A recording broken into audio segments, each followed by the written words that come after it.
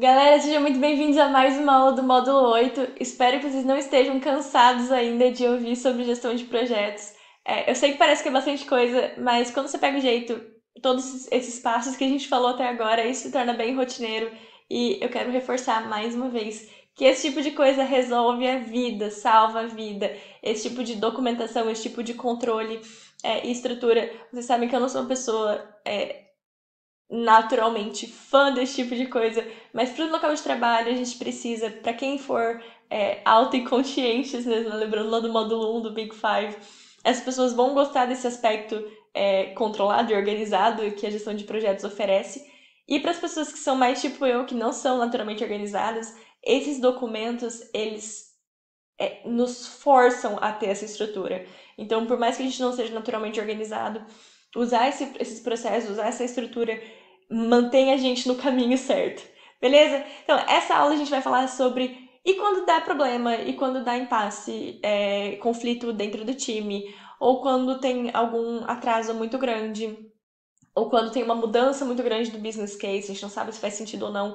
Mudou, o cenário mudou. A gente estava, né, evoluindo com o projeto e de repente a gente precisa tomar uma decisão que é um pouco extraordinária. Quando eu digo extraordinário, não quero dizer que você vai ser a primeira pessoa a ter esse tipo de coisa, mas é que foge ao planejamento, foge à estimativa que vocês fizeram no começo, e é natural que existam situações em que aconteçam isso. Por exemplo, aparece um outro projeto que aparentemente tem mais prioridade, tem pessoas mais altas pushing, e a galera do seu time vem e fala, então, eu não posso mais fazer essa parte para você, porque agora eu tô, como eu falei isso, alocada nesse outro projeto, esse projeto aparentemente tem uma prioridade maior, então eu não consigo fazer o seu. Isso é um conflito, porque para mim o meu projeto é prioridade. Minha prioridade maior é o meu projeto, né? Então, se tem outro projeto, eu quero tentar competir, eu quero tentar definir se eu vou ter um recurso ali substituto, ou o que a gente vai fazer, se a gente vai atrasar.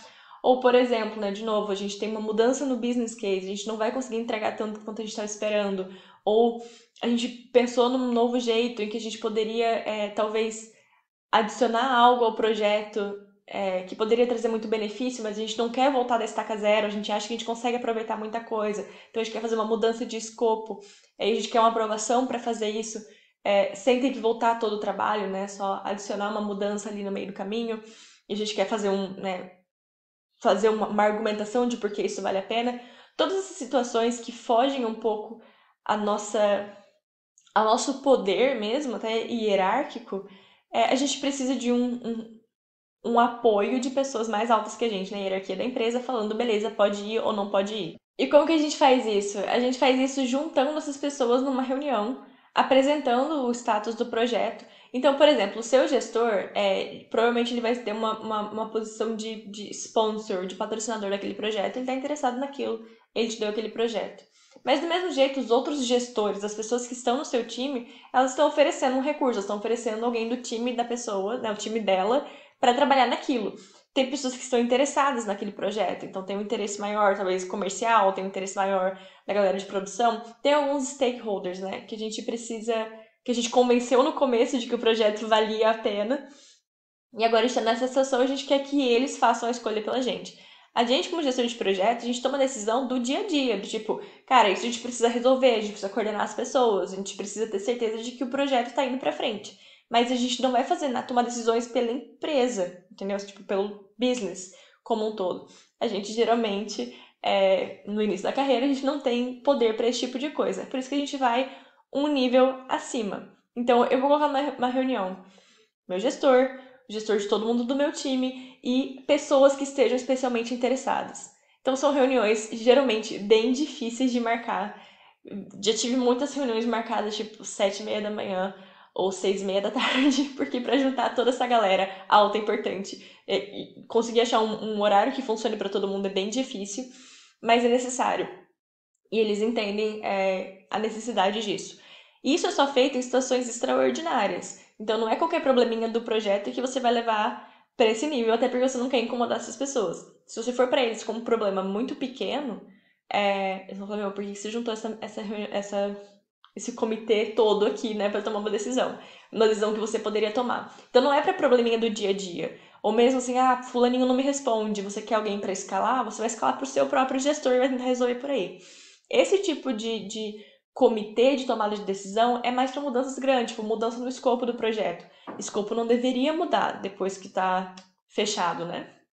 Mas às vezes acontece. Às vezes aparece uma oportunidade ali no meio do caminho que vocês querem avaliar se vale a pena, então, ou abandonar o que estavam fazendo e seguir essa nova rota, ou achar um jeito de incorporar aquilo.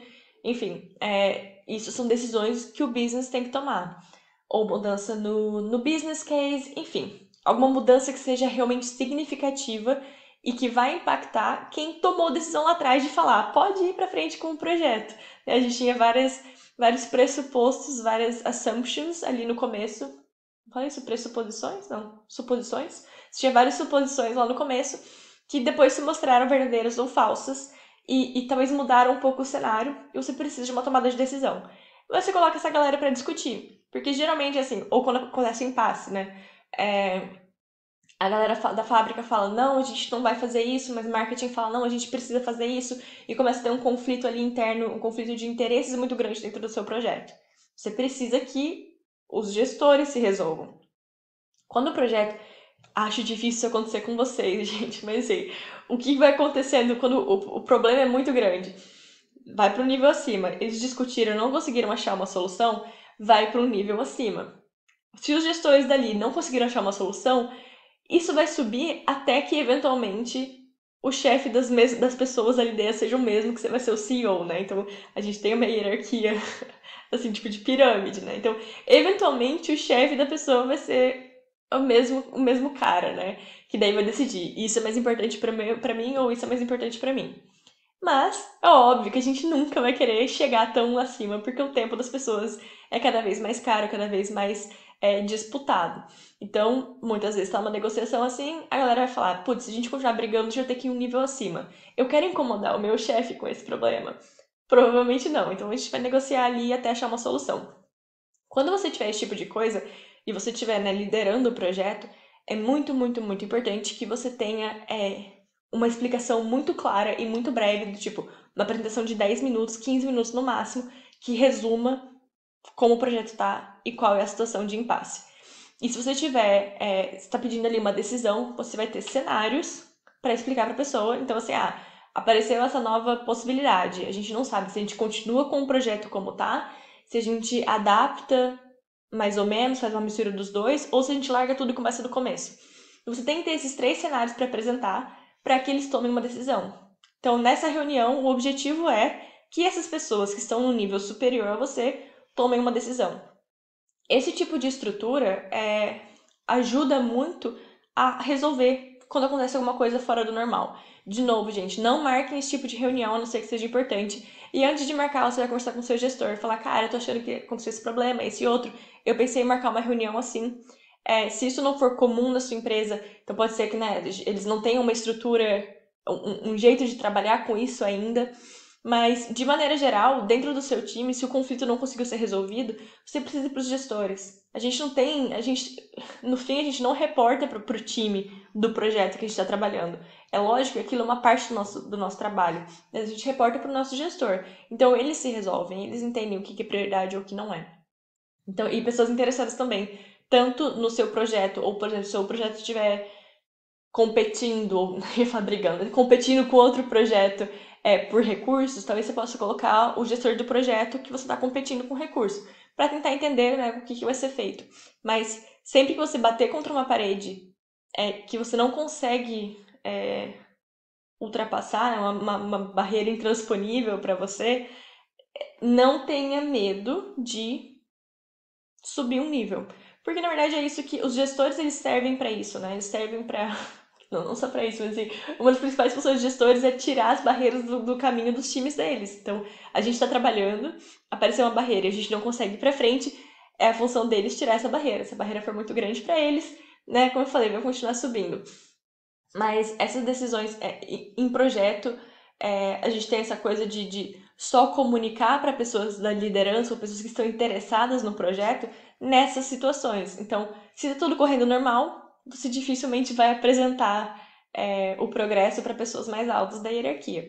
Mas quando você precisar disso, não tem que tomar decisões que pareçam fora do seu poder, não sofram sozinhos, né? Organizem essa reunião com as pessoas do time, com as pessoas interessadas para tomar essa decisão e seguir em frente.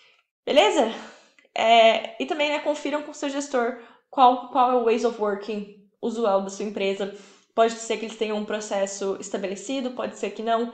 Se não tiver, use esse que eu sugeri para vocês. Se tiver, obviamente, use o que já está acontecendo na empresa. Mas só para vocês entenderem que existe essa possibilidade de elementos que não deveriam mudar e que de repente estão mudando. Business case, cronograma, time, então se você não tem mais recurso, ou enfim, escopo, tudo que você criou na iniciação e quando você já está na execução e aquilo está querendo mudar, geralmente é hora de convocar essa galera para tomar uma decisão.